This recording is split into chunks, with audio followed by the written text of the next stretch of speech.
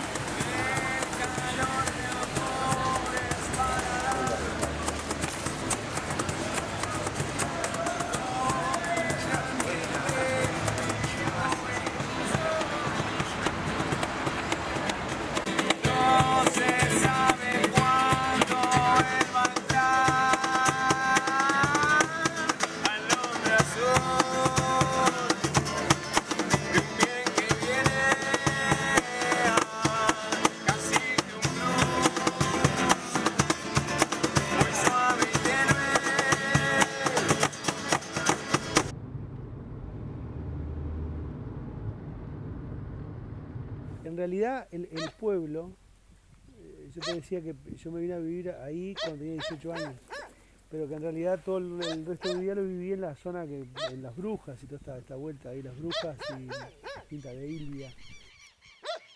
Y lo que descubrí en realidad es que han pasado los años, el pueblo ha ido cambiando, porque entre otras cosas se fue agrandando, se hicieron complejos de vivienda, este tipo de cosas.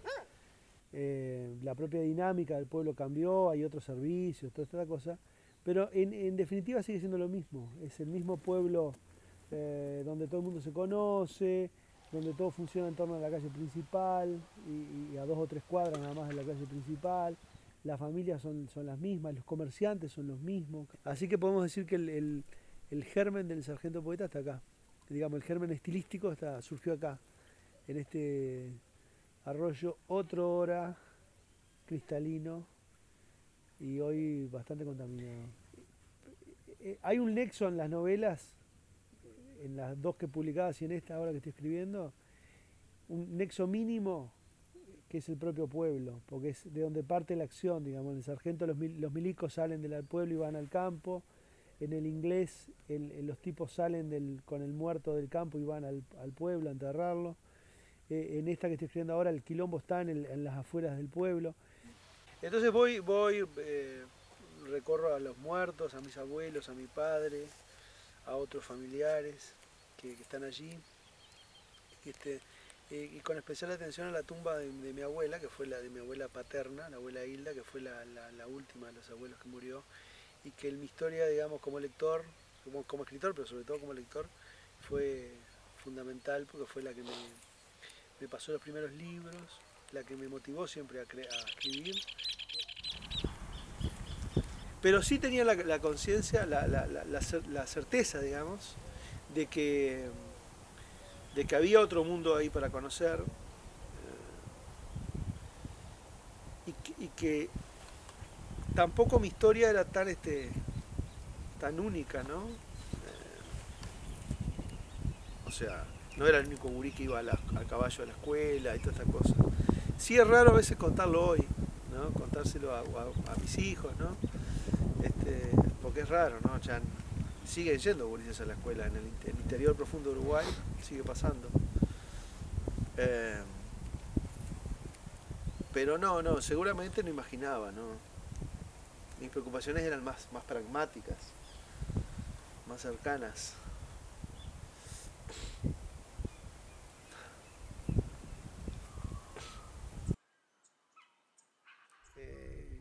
Los lugares mantienen, digamos, cierta estructura, cierta forma, como eran hace 30 años. O sea, no fue que los lugares desaparecieron, ¿no? Los lugares siguen estando. La casa donde yo nací sigue estando. El ombú en el que jugaba con mis primos cuando era niño sigue estando. La escuela a la que yo iba sigue estando. Pero el problema es que lo que cambió fue que el elenco, digamos, de aquella infancia desapareció, ¿no? Y el mundo, el mundo tal como se vivía en esa época tampoco ya existe, porque era un mundo mucho más provinciano, ¿no? Más atento a lo que está empezando a llevar, más atento al día a día, digamos, ¿no? Y no era un mundo, no era un mundo atravesado por el ritmo que tiene hoy en día, ¿no? Incluso en las pequeñas comunidades rurales, ¿no?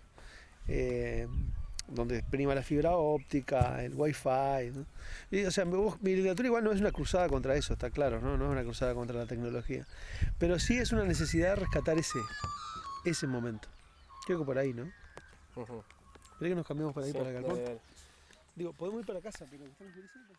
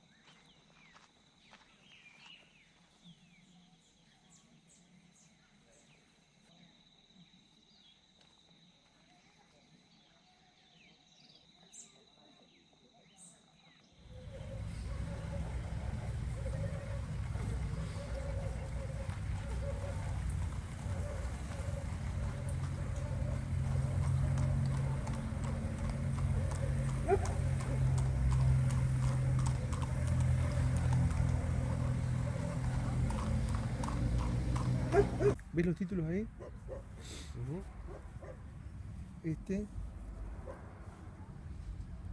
Son 7 en realidad. Y que es un clásico. Parezco un vendedor. Regalo de abuela Hilda, 31 del 12 de diciembre del 91. O sea que hace 25 años.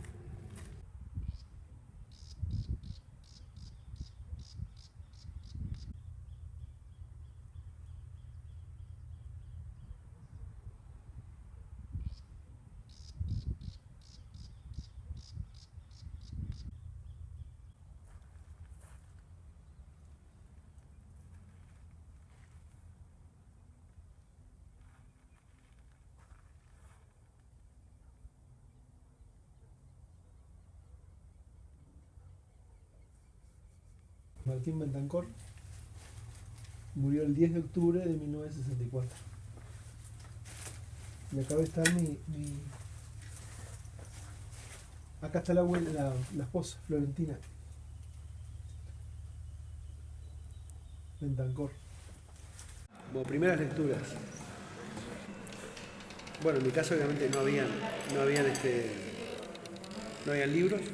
No había libros primero por una cuestión adquisitiva, porque nunca hubo dinero para comprarlo, y tampoco porque se cultivaba la lectura como una actividad, digamos, de esparcimiento, de conocimiento. Y una maestra me propone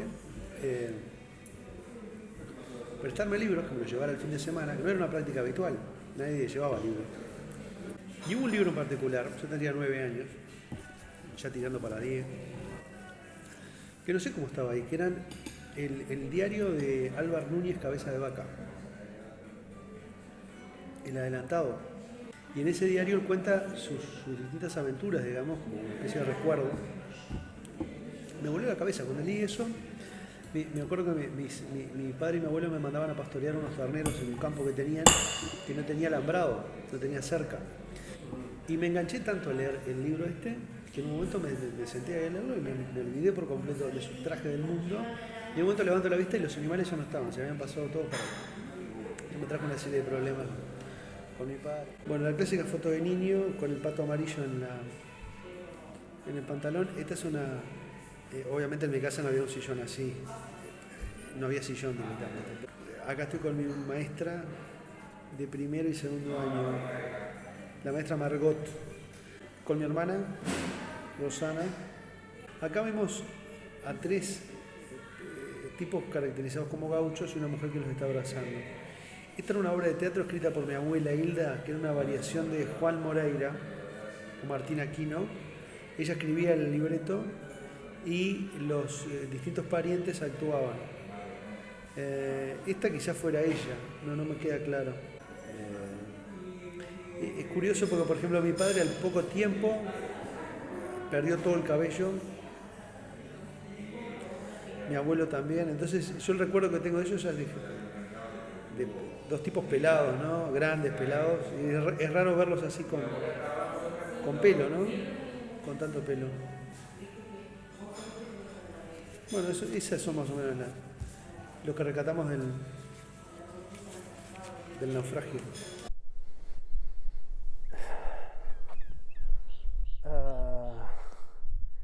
Sí, yo creo que sí. Con la cuestión del campo, hay un poema buenísimo mirá lo que me haces acordar, un poema de Liber Falcó, poeta uruguayo, muerto hace muchos años, famoso por su poema de Barrio Jacinto Vera, pero que no es el mejor. Ahí tiene un poema maravilloso, que es el tipo que va volando en un avión, ¿no? Va cruzando el campo y ve que desde la altura, digamos, se entiende que va volando no a una altura muy elevada, ve un rancho, ¿no? Y desde el rancho un paisano, un tipo que está ahí, mira el avión y saluda, ¿no? Entonces él empieza a imaginar cuál será la vida de ese hombre, ¿no? Que está tan solo ahí en la mitad del campo, a diferencia de él, que va a la ciudad. Y un poco la historia, el tema del campo está ahí, ¿no? Toda esa soledad que transmite el campo, sobre todo este campo en el que estamos acá, ¿no? Este mundo rural de la tercera sección. Yo creo que sí, es una página en blanco en el sentido que es una invitación a contar la historia a contar historias. No sé qué historias de qué, pero a contar historias. Hay líneas familiares de suicidas, familias en la que cada generación aparece un suicida. Casos rarísimos, ¿no? Hay uno que se comenta bastante acá de 2 hermanos, que es muy cerquita de acá donde estamos, que trabajaban en un establecimiento rural, en un tambo, ordeñando. 2 tipos jóvenes, y un día de mañana estaban yendo a a ordeñar, a trabajar, y uno le dice al otro, el dueño del establecimiento había cambiado el techo del galpón, había reemplazado las viejas estructuras por pilares de madera nuevos, ¿no? Entonces el tipo mira la madera, va pasando así, me lo imagino con el balde, ¿no? A ordeñar, y le dice al hermano, qué lindo palo ese para colgarse. Y el hermano dice, no seas tarado, ¿qué decís? No sé qué. Se pone a ordeñar, en un momento el tipo sale y va y se ahorca. Y el hermano lo encuentra al rato muerto, ¿no? O sea, es como un acto inexplicable, ¿no? Pero como eso hay muchos acá en la zona. Y para un escritor interesado en las historias oscuras de una zona, como en el caso mío de la tercera sección, que en realidad es mi tercera sección, es la tercera sección, pero mi tercera sección, ni que hablar, que ese es un tema literario interesantísimo.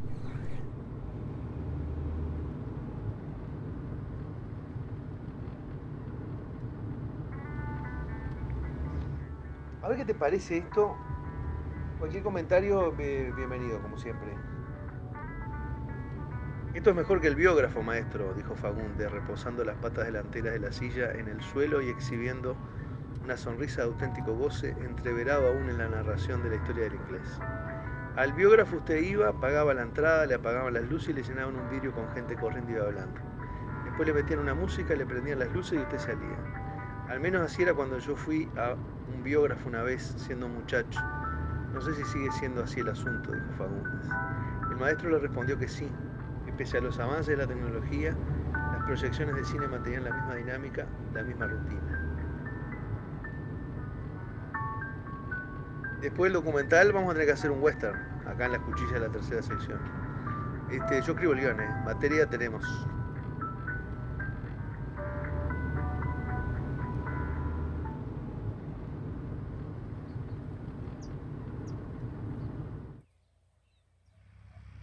Yo creo que usted también te lo conté alguna vez. Mi abuela, yo le escribía a mi abuela, ¿no? Textos, manuscritos que eran historias, por ejemplo, ¿no? Novelas por entregas, cuando tenía 8 o 9 años. Íbamos a la casa de ellos cada 15 días. Entonces, el domingo que íbamos, yo le escribía un capítulo, ¿no? Y terminaba diciendo continuará. Entonces, en los 15 días, cuando volvía, en 2 domingos, le escribía la segunda parte, ¿no? Y ella en esos 15 días ya había leído el primer capítulo y había señalado cosas, ¿no? Aciertos, ¿no? Errores, a veces errores, como era una lectora muy fina, a pesar de todas sus limitaciones, digamos, de que no era una persona que se había instruido, pero sí leía todo lo que podía, señalaba desajustes, ¿no? Bueno, pero si este personaje acá, aparece acá y después muere, no sé, cosas así, ¿no? Además, todas eran historias trágicas, ¿no? Las que yo inventaba. Y después yo juntaba los librillos y le armaba el libro, ¿no? Entonces había como una noción del libro como objeto, ¿no?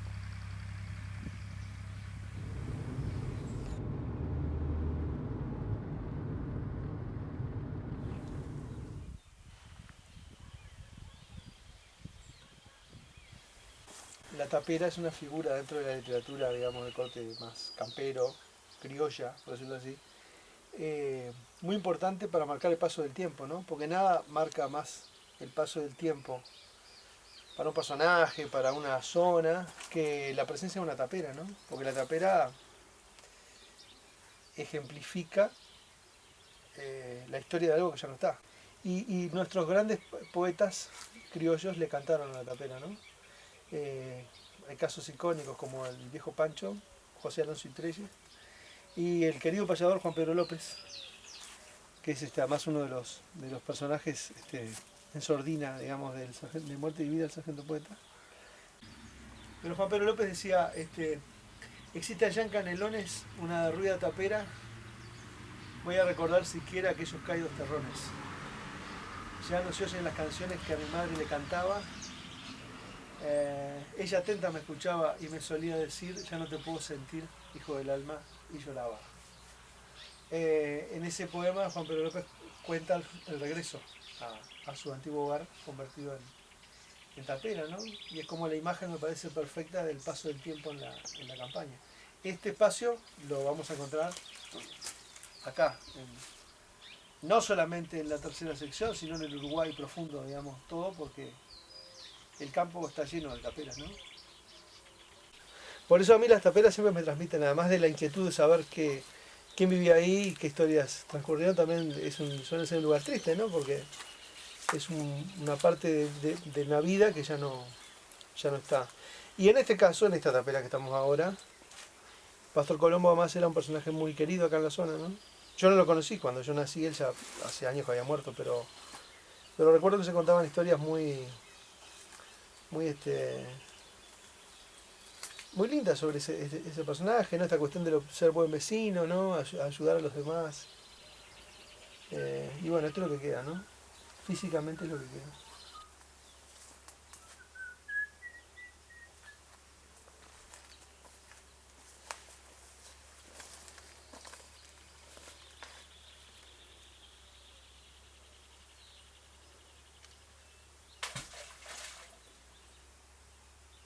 Cuando yo empecé a escribir El Sargento Poeta, antes de toda la parte de los versos y toda esa cosa, antes de la historia propiamente del Sargento Poeta, quería contar la historia de quién iba a contar la vida del Sargento Poeta. Me gustaba trabajar el extrañamiento de alguien que no es del pueblo ante determinadas cosas que se perciben en un lugar pequeño, ¿no? Porque el mormazo existe en todos lados, pero ese efecto del mormazo yo creo que se puede ver cuando apreciar mejor cuando hay un horizonte delante, un horizonte extenso, ¿no? En una ciudad está el hormigón, ahí el mormazo está fuerte, pero creo que el efecto se puede apreciar cuando la vista abarca un horizonte más amplio. Y eso pasa en un pueblo, ¿no? En una zona rural. El mormazo en realidad es ese intenso calor de la siesta, ¿no? Que es también la hora de las chicharras. Las chicharras cantan sobre todo a la hora de la siesta, que se podría, digamos, fijar entre el mediodía, las 12 del mediodía y las 3, 4 de la tarde del verano, ¿no? Que es la hora más fuerte del calor. Habrás visto vos cuando hay mucho calor que si mirás a lo lejos, sobre todo si estás en el campo, en un balneario, una zona, digamos, abierta, el aire aparece como licuado, ¿no? No ves, digamos, el plano fijo, pero no ves, la imagen que ves no es nítida, ¿no? Como una foto, sino que está como entrecortada, ¿no? Como que el aire de tan caliente está como desmenuzándose, ¿no? Entonces vos fijás la vista y ves eso, ¿no? Y me parece un efecto muy, muy interesante, ¿no? Una imagen muy linda para contarla. Entonces, bueno, un poco cuando arranca la novela, que además transcurre en el último día del año, un 31 de diciembre, es el día de más calor del verano, ¿no? Y estos personajes, bueno, tienen que moverse en ese clima, ¿no?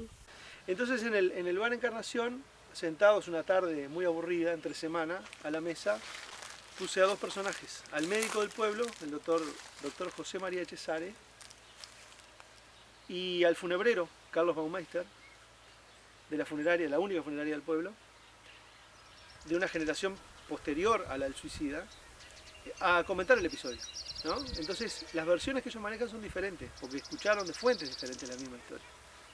Entonces en ese relato de dos tipos bastante escépticos, ¿no? Bastante, bueno, acostumbrados a tratar la muerte, ¿no? Un médico y un funebrero, en ese diálogo, digamos, va surgiendo una especie de verdad que tampoco es la verdad, ¿no? Es que un día mi vieja me manda al boliche de Paisina a hacer los mandados, yo tendría 7, 8 años, iba todo por este camino, me manda, yo voy caminando por acá, y Maruja, la mujer de Santo Pontón, que era una viejita, tenía 70 años, estaba con un pañuelo, arando con dos caballos atados y un arado, iba arando así, ¿no? Y en un momento no sé qué le pasó a la mujer, que se ve que hizo mal o se enredó con el pie en las riendas que usaba para controlarlo, y los caballos se la llevaron de arrastro. La llevaron hasta como 2 cuadras de arrastro, ¿viste? Y yo no podía hacer nada, yo empecé a correr y a los gritos. Y ahí aparecieron unos vecinos. ¿Cómo andan? Aparecieron unos vecinos a ayudarla, ¿viste? La mujer terminó toda destrozada, no murió. Pero me impactó muchísimo. Mirás a esa mujer, ¿viste? Una vieja, una mujer mayor.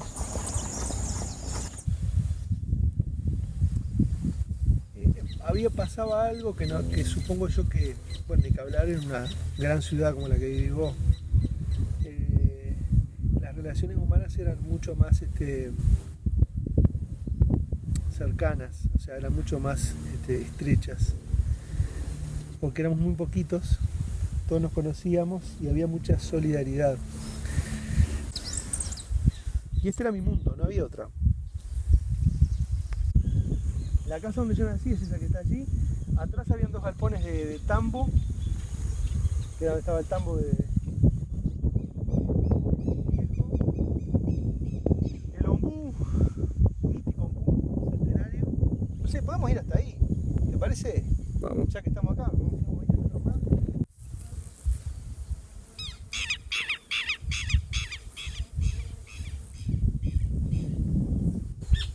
Acá jugábamos mucho.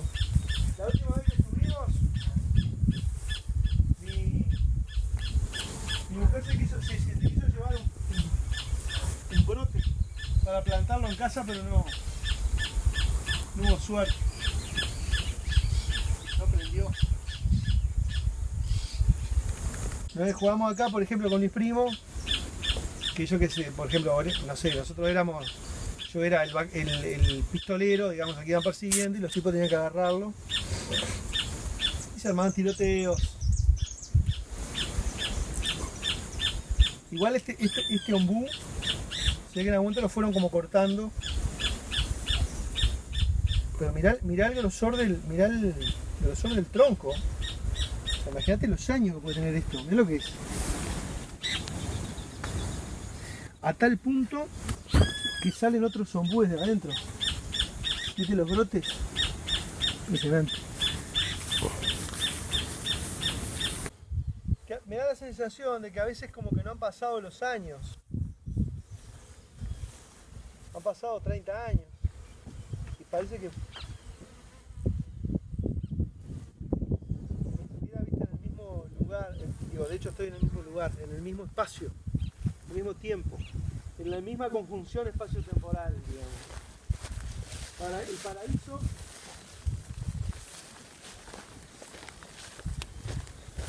paraíso da unos coquitos, ¿lo has visto, no? Unos coquitos amarillos. Que son medio tóxicos. Yo lo usaba como proyectiles con mi hermana. La cagaban con cazos en la cabeza.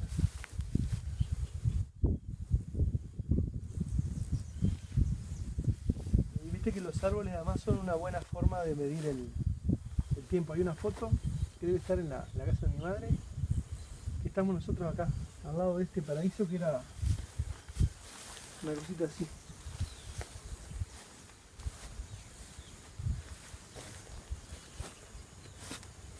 Ese viste que es un árbol con algún tipo de espina. Y acá, si la cámara me sigue, ojo la bosta. Acá era la cocina campera, acá cocinaba mi vieja.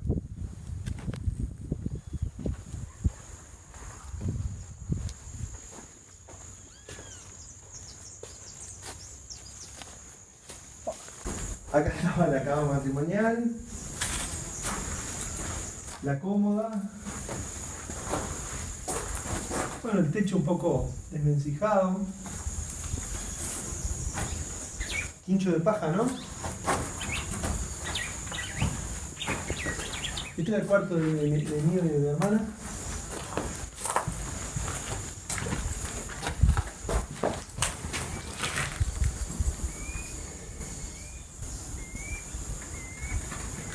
La luz, la instalación eléctrica, que puede parecer muy antigua, en realidad fue posterior a que nosotros nos fuera, para defenderse, y también con candil o con lámpara, ¿no? Cosas de que no sé, una mecha, prendés, iluminás. Y vos sabés que ahora me estoy acordando que muchas horas de lectura las tuve a la luz de esas fuentes. Lo que puede explicar un poco también la ceguera, los despuntes de ceguera, la pérdida avanzada de visión.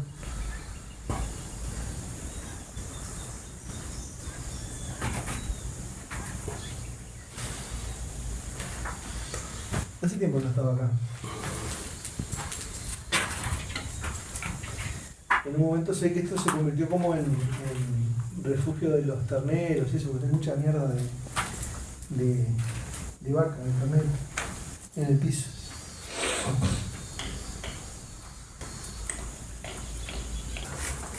Mirá cómo está fijado como una capa de pintura.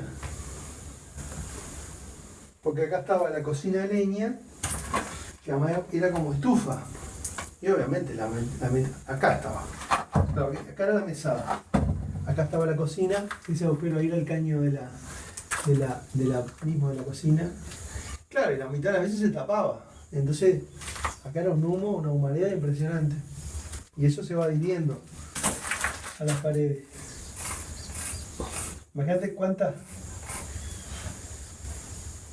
El tipo de humareda que se tenía que haber armado para que se adhirieran las paredes así, ¿no?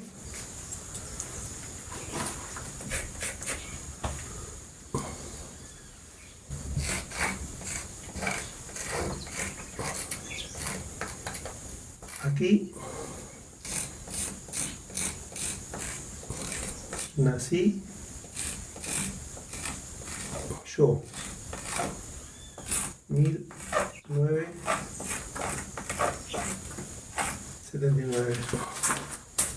Queda para los futuros moradores.